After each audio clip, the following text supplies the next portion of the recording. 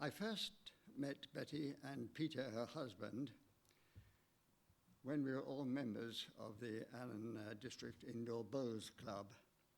Peter and I, in fact, were members of the same team in one of the club leagues. But it was bowls, and we did not socialize outside that. Peter told me that he had cancer, but we lost touch because at the end of the indoor bowls season in March, I didn't play outside and I didn't come across him or any of the other people that I knew there. I only learned of his passing, in fact, which was in August of that year, when the new indoor season started in September. Betty and I, and my paths did not cross, although we were still members of the same club, and I don't quite know how it or why it was, but we never seemed to sort of see each other. And it was only one day when I was using the rear exit of the Sussex Stationers in Bedford Street that I saw her getting into her car, which was parked right outside the door. I went across and we had a word together, and I could hardly believe it when she told me that it was 10 years since Peter had passed away. We went our separate ways, and then a week or two later we met again, this time in Boots, the chemists, and then again shortly after in another shop. After another week or two, I went to the Maywood Health Centre for an appointment to see a doctor. In there was Betty, also with an appointment to see a doctor at the same time as mine. We sat and chatted for a while until I was called in. And when I came out, Betty was still in with her doctor. I waited for a while, but then we hadn't made any previous arrangement to meet again, so I went on my way. You're not going to believe this, but again, a couple of weeks later, I was pushing my trolley out of Tesco's in a car park. And as I crossed the car park, coming towards me was Betty in her car, intending to park in a vacant space next to me. I put my shopping into my car and then went and sat with her in hers, and we had a long talk. It was amazing that our paths had not crossed for 10 years. And then when they did, we had as many as 5 meetings occurring in no more than 10 weeks. It's no wonder Betty and I were absolutely convinced that a divine hand was involved. Anyway, by this time we decided to make our own arrangements, starting the next morning with a chat over coffee at the Bowls Club, and our relationship finally took off from there.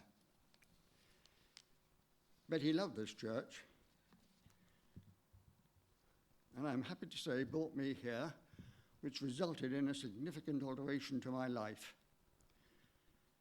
She had many friends and always greeted them with a ready smile. She was gregarious, and it was frequently difficult to prize her away after the service on Sunday mornings so that we could go and get Sunday lunch.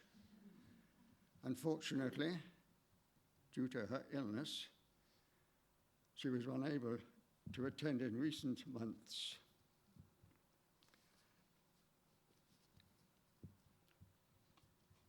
We were both baptized here on the 26th of August, 2012, and subsequently married here on the 23rd of February, 2013. After we were married, she came to live with me and readily settled into her new home. She won the hearts of my sons, Gareth and Martin, and my daughter, Sian, and my sister, Anne, and all their families. At the same time, I was welcomed into her family by her daughter, Sally, and her son, John. She had a delightful sense of humor and was very quick-witted. On one occasion, when I had taken her to a care home to spend the day, I told her to behave herself Her immediate response was, "Why should I?"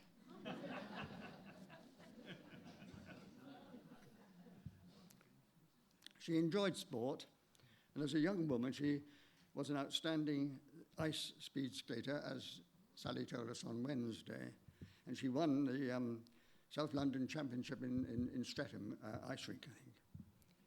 She told the story that when in Canada staying with relatives of Peter, the nearby lake froze over. Her nephews, who were young skaters, were playing, young keen skaters, were playing ice hockey on the frozen lake.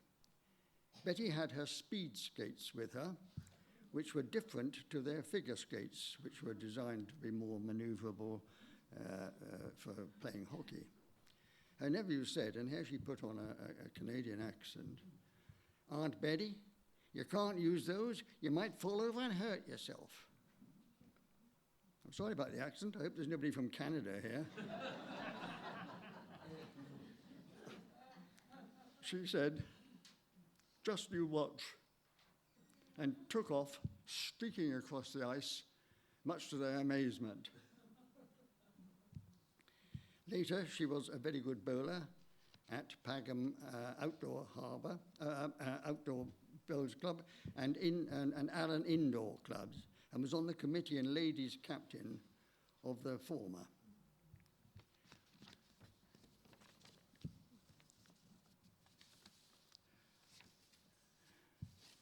Since 1982, she was an active member and president of the Aldwych West Women's Institute and enjoyed the drama group, taking part in their shows and pantomimes. And always played the principal boy, apparently, because he had such great legs.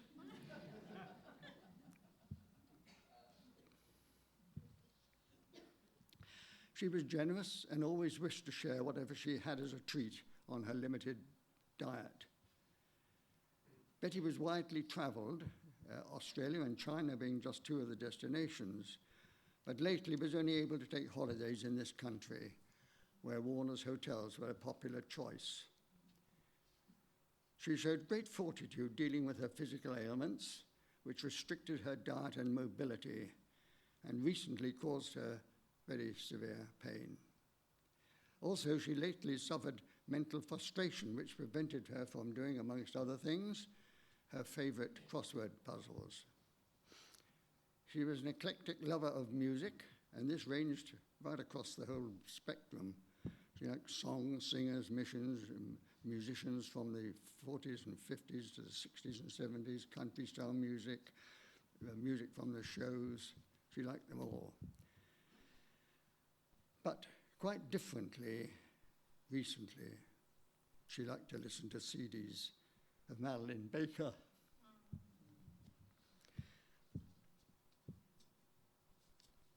Betty will always be remembered as a very, very special person, a great friend, mother and grandmother, and in my heart as a wonderful wife.